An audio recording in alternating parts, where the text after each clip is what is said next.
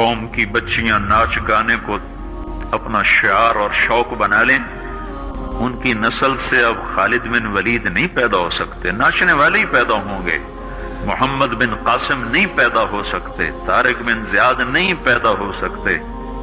مجھے صلاح الدین یاد آیا اور میں بہت رویا۔ وہ بھی کسی ماں کا جنا ہی ہوا تھا۔ اس کے زمانے میں کرک، ایک ہمارے پاکستان میں کرک ہے، ایک اردن میں کرک ہے، اونچی پہاڑی پر وہ شہر ہے اور بڑا دشوار قلعہ ہے۔ اس پر ایک حکمران تھا عیسائی، اس کا نام تھا ریجنالڈ۔ تو کرک کے قریب سے قافلے گزرتے تھے حج کے، تو اس نے ایک دفعہ حاجیوں کے قافلے پہ حملہ کیا اور کہنے لگا بلاؤ اپنے محمد کو تمہاری مدد کرے، اور سارے حاجیوں کو تعطیق کر دیا۔ اور دوسری دفعہ اس نے بحری بیڑا تیار کی اور مدینے پر حملہ کرنے کے لیے وہ بندرگاہ تک پہنچا یمبو کی، لیکن موسمی حالات سازگار نہ تھے تو واپس ہو گیا۔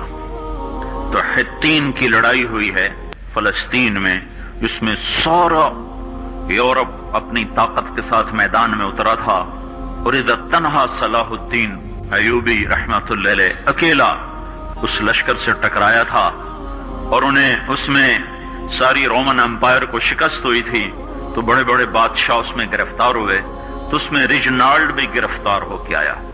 تو کوئی 12 بادشاہ تھے ریاستوں کے جو سامنے اس کے پیش کیے گئے، تو پیاس کی شدت سے سب کا برا حال تھا، تو صلاح الدین نے سب کو پانی پیش کیا، ریجنالڈ کو نہیں پیش کیا۔ تو یروشلم کا جو بادشاہ تھا ہمفرے، اس نے اپنا پانی بچا کے اس کو دیا۔ تو صلاح الدین نے کہا یہ پانی تو دے رہا ہے، میں نہیں دے رہا ہوں۔ اسلام میں یہ ہے جب کسی کو پانی پلا دو تو اس پہ تم ہاتھ نہیں اٹھا سکتے، یہ امن کی نشانی ہے۔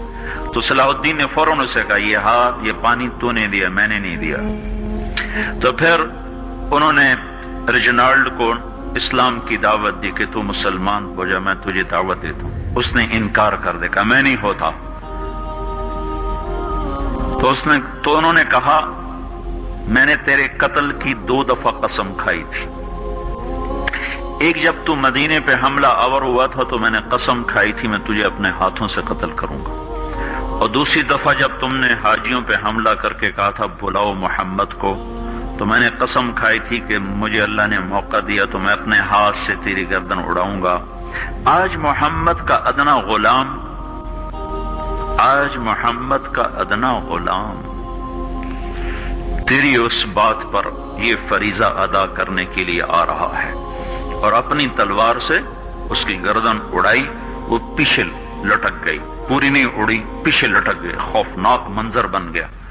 تو سارے بادشاہوں پہ کپ کپی طاری ہو گئی۔ تو صلاح الدین فرمانے لگے ہمارے مذہب میں یہ نہیں ہے، بادشاہوں کے ساتھ ہم بادشاہوں جیسا ہی سلوک کرتے ہیں، پر یہ حدود سے آگے چلا گیا تھا۔ اب مجھے یہ قصہ بھولا ہوا تھا، مجھے انہی حادثوں میں، انہی ہنگاموں میں وہ یاد آیا، تو بعد تنہائیوں میں بیٹھ کے بے بسی کے آنسو بہ جاتے ہیں، اور اس کے سوا کوئی چارہ نہیں ہے۔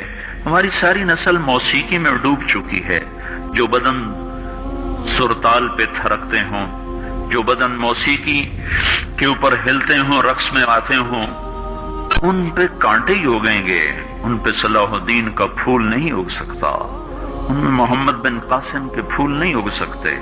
بانجھ ہو گئی ہے ہماری نسل، اور یہ یورپ کا سحر ہے جو چل گیا ہے، ہماری بے بسی ہے، ہماری بے بسی ہے۔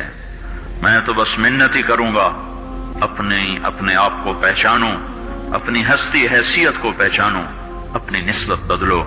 تمہاری نسبت یورپ کے ساتھ ہو کے اگر موت آئی بے قیمت ہو جائیں گے، اگر مدینے والے کی نسبت مل گئی تو حضرت فاطمہ کے دائیں بائیں تمہیں بھی کھڑا کر دیا جائے گا، حضرت خدیجہ کے دائیں بائیں تمہیں بھی کھڑا کر دیا جائے گا۔ یہ چند دن ہیں، صبر کر لو، گھٹ گھٹ کے مر جانا ہی بیٹیوں کی روایت ہے۔ مشرق کی بیٹی اس نے گھٹ گھٹ کے مرنا ہی سیکھا ہے۔ ہاں، یہ آزادی، یہ آوارگی، یہ مغرب کی عورت کا خاصہ ہے، اور 18ویں صدی تک مغرب میں بھی کوئی عورت ایسے ننگی نہ تھی، اور گھر کی زندگی تھی۔